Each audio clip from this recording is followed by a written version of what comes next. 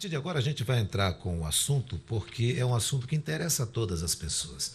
Assistência social de verdade, a questão do orçamento participativo também. E com o objetivo de construir propostas para Manaus, será promovido hoje o debate Manaus que Queremos. A Manaus que Queremos, e que tratará a respeito de políticas de assistência social e orçamento participativo. Estão aqui nos estúdios da Rádio Diário o ex-ministro, aquele ministro de combate à fome, lembra dos governos do PT, o Patrus Ananias, já foi prefeito lá de Belo Horizonte, tem uma conversa mansa, conversa com as pessoas, é o Patrus Ananias, ex-ministro. Dizem que quem foi rei não perde a majestade, então vou chamá-lo de ministro. Ministro, bom dia, muito obrigado por estar aqui na Rádio Diário essa manhã e sinta-se bem-vindo aqui com a gente. Bom dia. Bom dia, Patrick, bom dia, Paulo, bom dia a todas as pessoas que estão aí sintonizadas conosco nesta manhã aqui em Manaus. Estou muito feliz de estar aqui nessa belíssima capital do estado do Amazonas, em companhia do nosso companheiro querido, o deputado José Ricardo, para ter essa conversa com vocês e falarmos sobre as nossas experiências de Belo Horizonte e do Ministério do Desenvolvimento Social e Combate à Fome. E o nosso bom dia também ao deputado federal pelo PT, José Ricardo, que é muito conhecido como Zé Ricardo e o homem da Kombi também.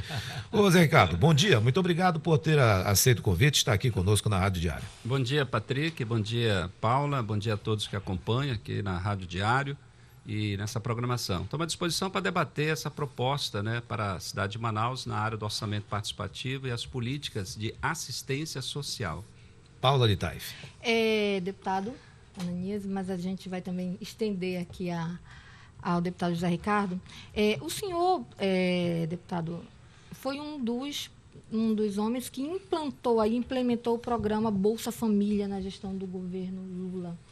E a gente sabe que esse programa ele não iniciou na gestão do PT, ele veio, né, desde a FHC que o governo Lula ele foi lá e apenas juntou várias ações em uma só, com o objetivo de redistribuir renda, né, distribuir renda e também aí combater essa questão da evasão escolar, associando a ida do aluno à escola à possibilidade da família ter um rendimento até para custear esses estudos.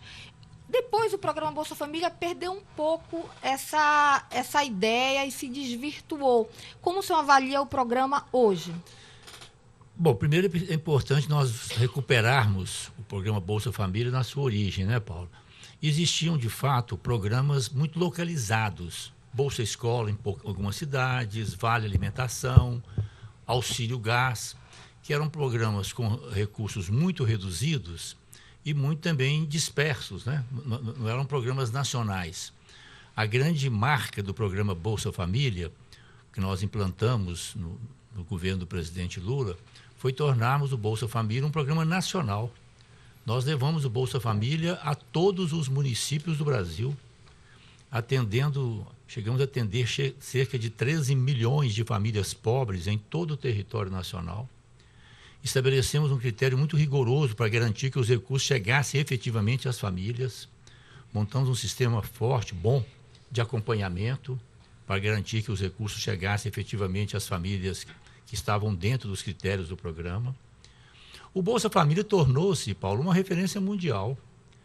Um dos orgulhos que eu tenho, das lembranças enternecidas que eu carrego comigo, é que nos encontros internacionais que eu participei sobre políticas sociais, duas expressões em português tornaram-se universais: Fome Zero e Bolsa Família. E nós conseguimos, com Bolsa Família, retirar o Brasil do mapa da fome. Mas hoje como é que o senhor está vendo o Bolsa Família? Houve alguma desvirtuação? Concluindo um pouco aqui, Patrick, eu penso que a grande virtude nossa é que nós integramos o programa Bolsa Família com outras políticas sociais. O Ministério do Desenvolvimento Social e Combate à Fome, que nós implantamos no governo do presidente Lula, além do Bolsa Família, geria também as políticas públicas relacionadas com a assistência social. Nós implantamos o SUAS, o Sistema Único de Assistência Social, e as políticas públicas de segurança alimentar. Eu estive aqui em Manaus, inclusive, inaugurando aqui com o ministro um restaurante popular, né? Então, essa integração foi muito importante. no sentido de nós trabalharmos de forma integrada e também as condicionalidades, que a Paula lembrou muito bem. O programa Bolsa Família exigia das famílias a presença das crianças, dos adolescentes na escola e os cuidados preventivos com a saúde. Isso também dava a essas famílias pobres o direito de reivindicar do Estado brasileiro políticas públicas de educação e saúde de boa qualidade, né? Eu penso, respondendo a sua pergunta agora, Patrick, eu penso que está havendo um retrocesso lamentável, sabe, assim, o desmonte das políticas sociais no Brasil. A leitura que eu faço, respeitando as pessoas que pensam de forma diferente, a leitura que eu faço com a experiência que a gente tem de militância política, social, estudos, é que está havendo um desmonte de todas as políticas que dizem respeito aos pobres, às classes trabalhadoras no nosso país. Recentemente, agora, votamos na Comissão de Constituição e Justiça da Câmara uma PEC que nós defendemos, eu me manifestei, no sentido de colocar o Bolsa Família como programa constitucional.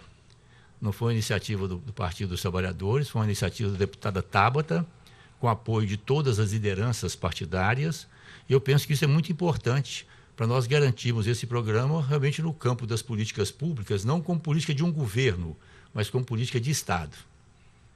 Um detalhe do Bolsa Família é que os estudos do IPEA mostraram que a cada real que é disponibilizado para o Bolsa Família, que é consumido, as famílias consomem, ele representa 1,8 no PIB, ou seja, ele movimenta a economia. E na maioria dos municípios, incluindo aqui o nosso estado, Amazonas, esse é um recurso muito importante que gira na economia local. Então, ele é fundamental, quer dizer, ele acabou cumprindo várias funções, por isso que ele existe até hoje, apesar de estar sempre meio ameaçado, reduzir recursos para ele, né? Agora, eu queria que vocês me falassem, já uma opinião mais pessoal, por que essa questão do combate à fome, da desigualdade social, ela se tornou, para muitos aí, por conta dessa polarização política, algo associado à esquerda, ao comunismo. Porque a população acabou desvirtuando essa ideia. Vocês acreditam que isso está ocorrendo hoje por quê? Redes sociais?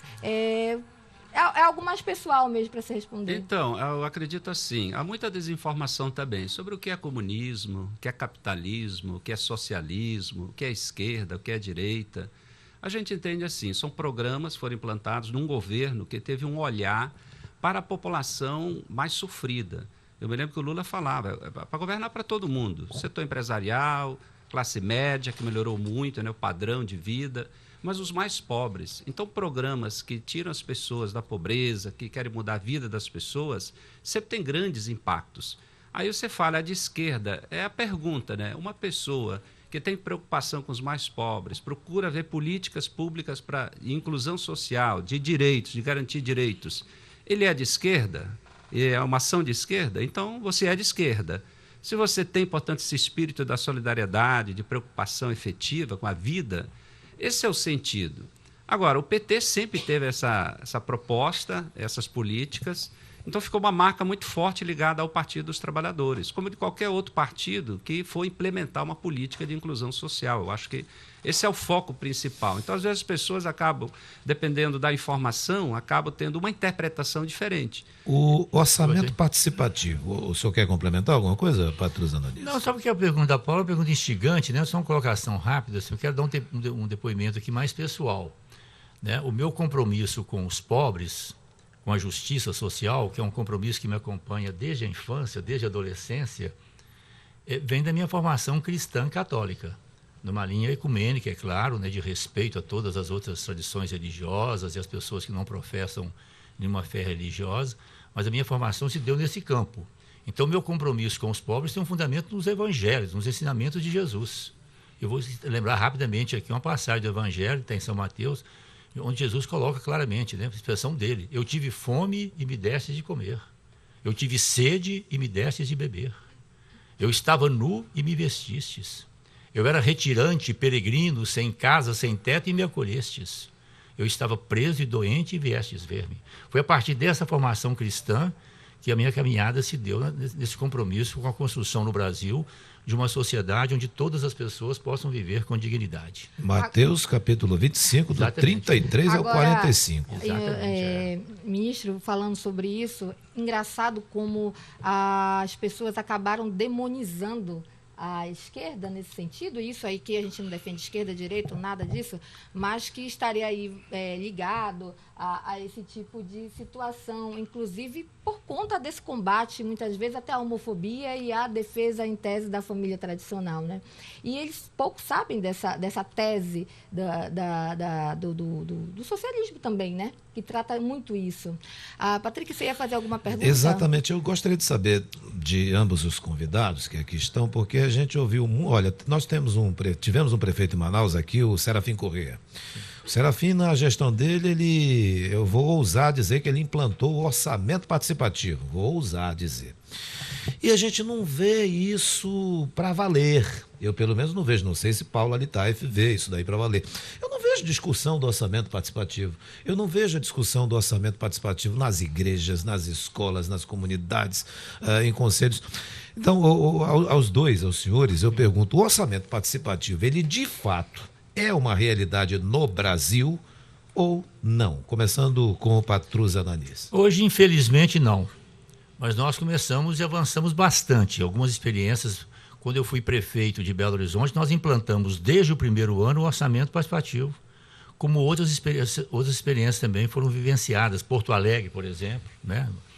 O que caracteriza o orçamento participativo? Você abre as contas públicas e as pessoas, em assembleias, reuniões, decidem onde e como aplicar o dinheiro público. São as pessoas que moram nas vilas, nas favelas, nos bairros, na periferia, nas cidades, na zona rural, nos distritos, que conhecem a sua realidade. Então, nós implantamos e foi uma experiência muito exitosa, né? Transparência, as pessoas têm acesso. Para nós combatermos a corrupção, eu penso que isso é um desafio para todos nós, que temos compromisso com o bem público, o orçamento participativo é um caminho espetacular. Porque as pessoas passam a ter acesso às contas públicas, de onde vem o recurso público e onde deve ser aplicado o recurso público. É aquilo que lhes incomoda mesmo. Exatamente. Né? Agora, deputado Zé Ricardo, por que na tua avaliação isso também não andou para frente no Brasil? Então, você lembrou do Serafim? O Serafim está convidado para hoje participar conosco, junto com o Patrus, da discussão sobre o orçamento participativo e as políticas assistência social. E ele usou um outro nome, chamado orçamento democrático, mas com os mesmos princípios. Uma parte dos recursos do investimento, né, do bens de capital, do investimento de capital, era discutido com as comunidades. E foi uma experiência muito boa, ali, durante 2 anos para 3, e só que depois ele não foi reeleito, o prefeito seguinte não deu continuidade a essa ideia. Mas eu também estou nessa linha, como o deputado federal Patrus Ananias coloca, a transparência. Combate à corrupção se faz com transparência. A gestão pública tem que ter transparência. Discutir o orçamento para definir prioridades ou a forma de gastar, tem que ter abertura para a sociedade acompanhar. E nós tivemos uma única conferência nacional de transparência e controle social, que foi realizada no nível de Brasil. Aqui do Amazonas, de parlamentares, só fui eu e o Luiz Castro participar a nível de Brasília. O foco principal que se falou lá para combater a má gestão, corrupção, é a transparência, porque aí você vai ter mais instrumentos e mais pessoas, mais instituições acompanhando, para o gestor, o administrador, quem cuida do dinheiro, errar menos e principalmente não se envolver na corrupção. Então nós temos que insistir nisso. Não, eu vejo também, Zé Ricardo, além do combate direto à corrupção, 2 aspectos muito importantes no orçamento participativo, que é a questão do combate à burocracia. Porque dentro do processo são eleitos delegados que acompanham a execução, a implementação das obras e das políticas públicas definidas nas assembleias do orçamento participativo. Então, essas obras, essas políticas interessam diretamente as pessoas, as famílias, as comunidades, eles acompanham então e marcam em cima. E outro aspecto que eu acho fundamental é a questão da cidadania. Eu estou convencido que o Estado tem uma responsabilidade de garantir as políticas públicas, garantir as condições básicas de vida para as pessoas, né? Mas eu penso que o Estado também, sobretudo o Estado democrático de direito, deve cumprir também um papel pedagógico, no sentido de desenvolver o sentimento de cidadania, né? Assim, tornar as pessoas melhores, vamos ser mais claros aqui, tornar as pessoas mais solidárias, né? Mais presentes, mais afetivas, e o orçamento participativo ajuda isso muito. Eu vi, quero dar esse testemunho aqui, experiências inesquecíveis. Eu vi comunidades pobres abrindo mão de reivindicações justas, legítimas, necessárias, em função de demandas mais urgentes. Porque os delegados, os representantes, visitam todas as regiões onde estão sendo discutidas as obras e as políticas públicas. Ministro, deputado, tem um internauta aqui perguntando a respeito ainda do Bolsa Família. Por que o programa deixa as pessoas dependentes? Interessante que a gente sabe que o programa em si, na sua origem, não tinha essa ideia, pelo contrário, né? A ideia inicial era que desse ali um apoio econômico para que a família pudesse aí se estruturar para um futuro melhor ligado à educação. Você acha que desvirtuou justamente essa questão da dependência aí do Bolsa Família? Não, nesse ponto nós discutimos isso muito, e com todo respeito à pessoa que está em sintonia conosco aí, eu penso que essa é uma visão equivocada e preconceituosa contra os pobres. Aquela ideia de que, quando nós começamos Bolsa Família, muita gente dizia: Ih, vai beber cachaça, não, vai beber isso. É uma visão contra os pobres. As pesquisas que nós fizemos mostravam claramente que o Bolsa Família era aplicado prioritariamente na compra de alimentos para garantir a segurança alimentar, esse direito fundamental, que é o direito à comida sagrada de cada dia, né? E também depois com material escolar, medicamentos, né? Eu lembro que foi muito colocado, Paulo, as pessoas falavam assim: não, tem que ensinar a pescar e não dar o peixe. Exatamente. Uma coisa não exclui a outra.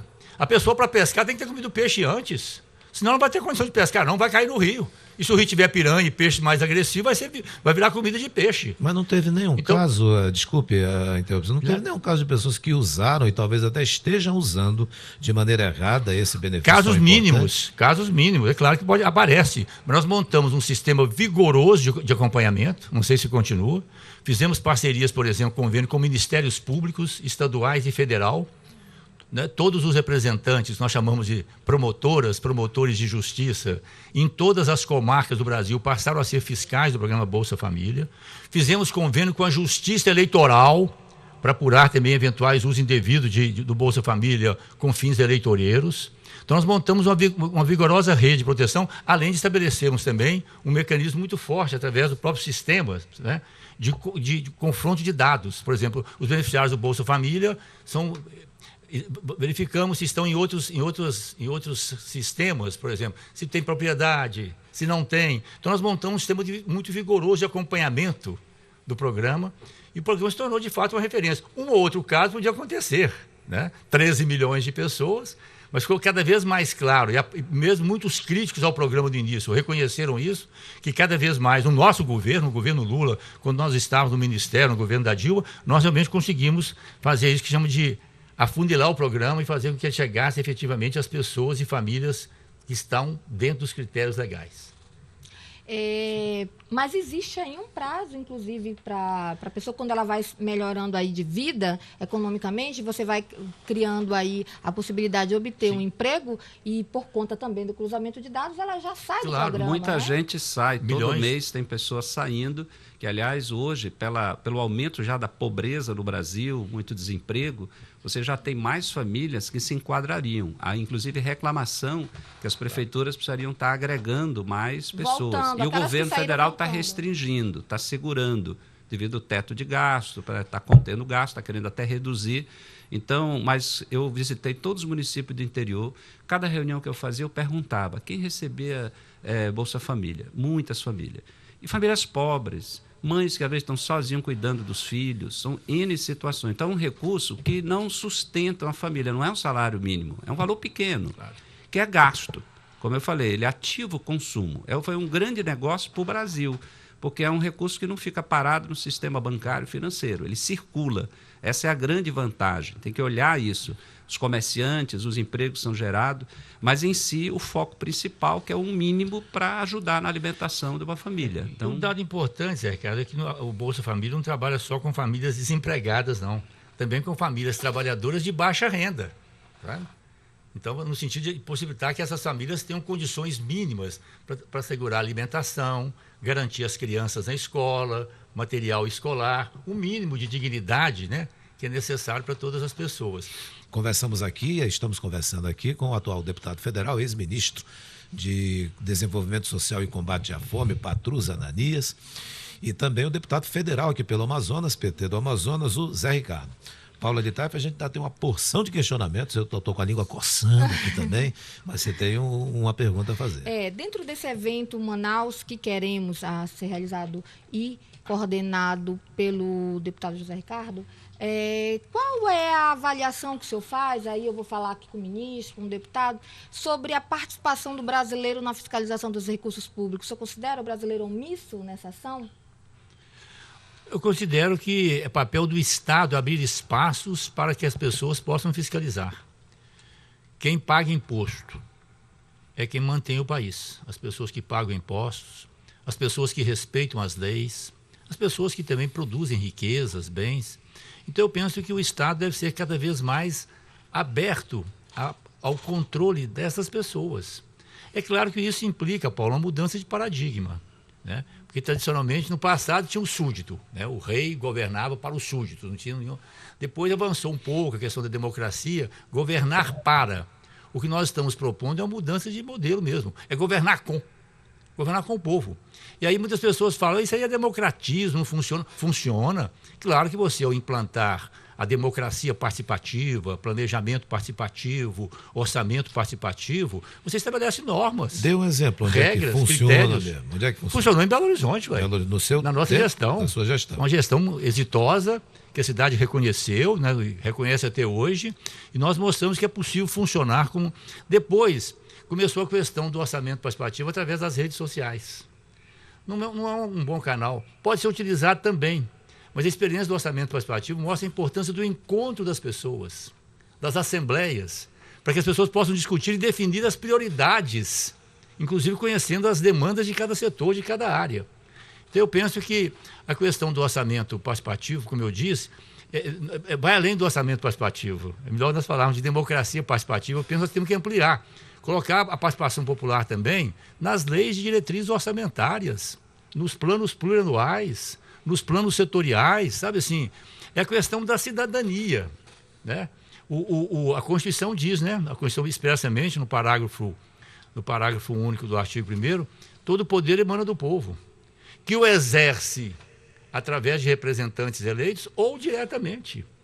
Então eu estou convencido que quanto mais as pessoas, né, cidadãos, né, tiverem acesso às decisões políticas, tanto melhor será a sociedade. Porque são as pessoas que têm, né, são os destinatários das políticas públicas, e eu penso que nós devemos cada vez mais ouvi-los e fazê-los também parte das decisões políticas de interesse público. Esse evento aqui em Manaus, esse debate aqui em Manaus, ele tem um nome bem direto. Bem direto. Manaus que queremos. Qual é a Manaus que queremos? Quando a gente fala isso, a gente começa a sonhar com tudo de bom pra gente. Assim, um país das maravilhas, entendeu? E não é assim a realidade. Zé Ricardo, como é que você vê essa busca por uma cidade que a gente quer, que todos nós almejamos, sonhamos e que não é fácil fazer? Pois é, as pessoas querem morar num lugar bom, querem ter qualidade nos serviços públicos, as pessoas querem morar num lugar que tenha segurança, né, um lugar onde os seus filhos podem ir para a escola, um lugar que tenha praças, né, para ir lá visitar, para os idosos, uma cidade onde as pessoas com deficiência tenham seus direitos respeitados, acessibilidade. Nós temos tudo isso, inclusive temos leis para tudo isso. Políticas públicas que às vezes são colocadas à disposição, mas não são implementadas. Então, nós temos que lutar para que essa cidade, o lugar que a pessoa mora, seja um bom lugar, seja realmente um lugar que a pessoa diga, vale a pena estar lá.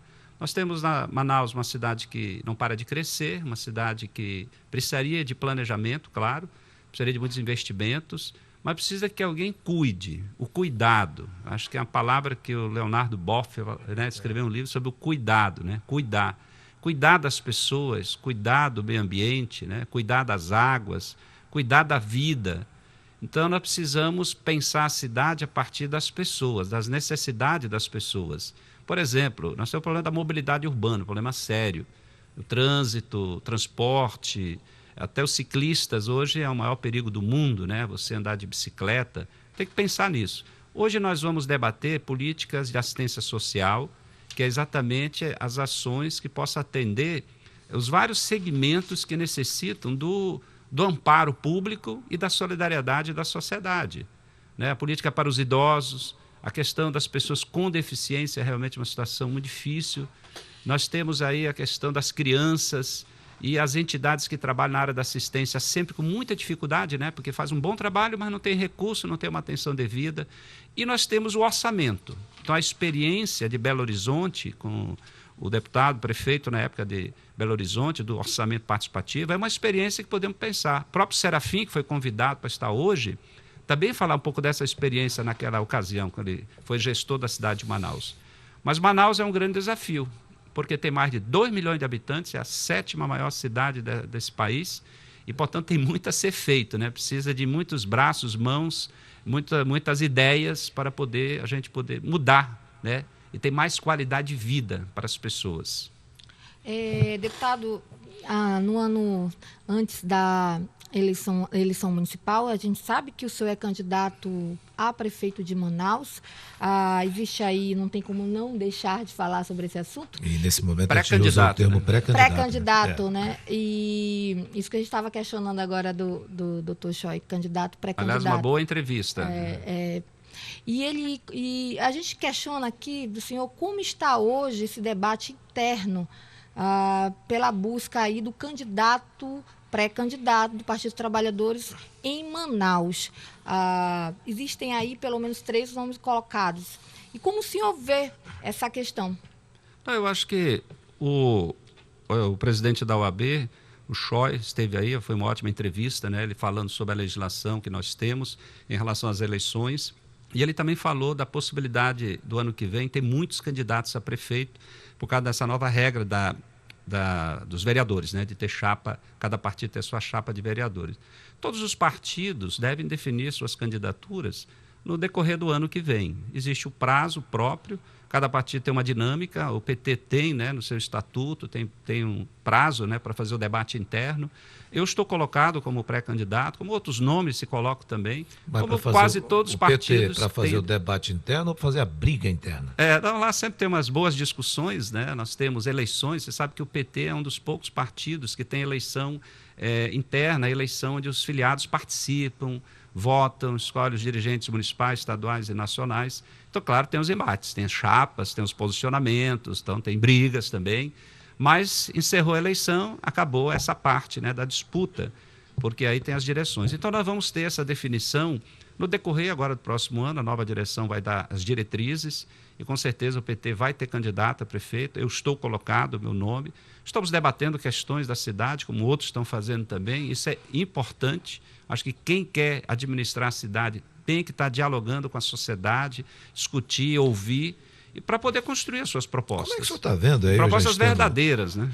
Já estando também o Patrusa, Ananias, tem uma discussão no Congresso, os senhores estão lá, para voltar a questão lá dos sindicatos, fugiu agora a palavra.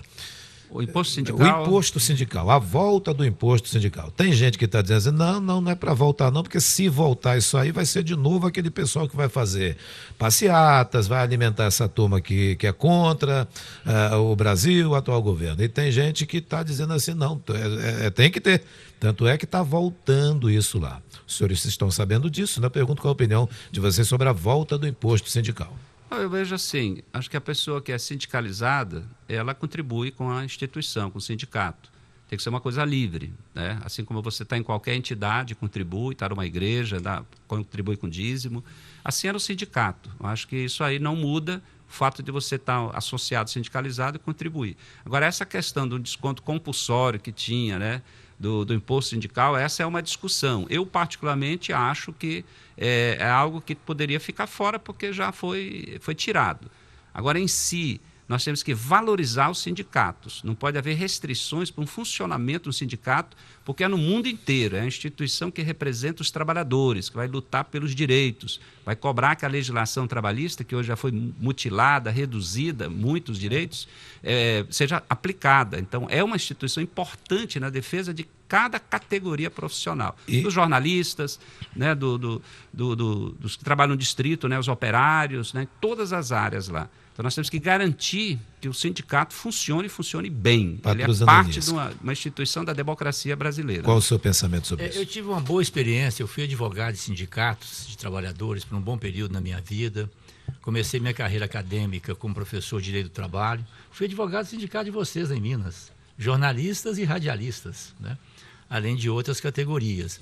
Então, eu estou na linha do que o deputado Zé Ricardo colocou muito bem. É importante na sociedade democrática, e tem a ver também aí com a democracia participativa, o direito das pessoas de se organizarem em associações, sindicatos, movimentos sociais. Esses movimentos são espaços também de cidadania, de civismo, né?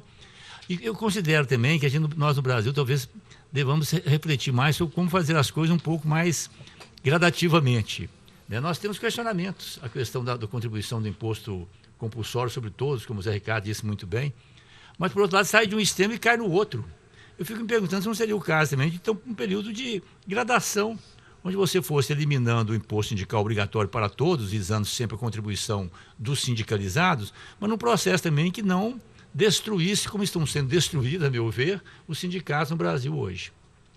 O que a gente agradece aqui a participação do ex-ministro de Desenvolvimento Social, deputado federal José Ricardo. E agora a gente vai para o intervalo, né, Patrick? Exatamente. Só muito obrigado. Convite, né? Que Patroa Ananias. o nosso encontro vai ser no IFAM Zona Leste, né? A partir das 9 horas. Esse nosso debate aí. Hoje, 9 horas, IFAM Zona Leste. Aberto ali ao público, né? É aberto. É na Escola Agrotécnica, antiga Escola Agrotécnica. Uma pergunta final. Todos podem participar do evento? Sim, é aberto, né? Não é fechado, não é só partidário. Nós temos convite para N entidade da sociedade civil para discutir o Sistema Único de Assistência Social, né? Com o foco do debate e a questão do orçamento. É um debate participativo, né, Zé? Essa é a ideia. É isso aí. Eu quero aproveitar a oportunidade para agradecer a vocês, a oportunidade desse diálogo, para mim muito gratificante, educativo, e deixar também um abraço fraterno para as pessoas sintonizadas conosco e dizer mais uma vez a minha imensa alegria de estar aqui nessa belíssima cidade de Manaus. É isso aí. Patroa Ananias, valeu, muito obrigado, respondeu os questionamentos. Eu aproveitei agora, na verdade, né, demos Patrick? demos uma pressionada, mas ele se saiu bem.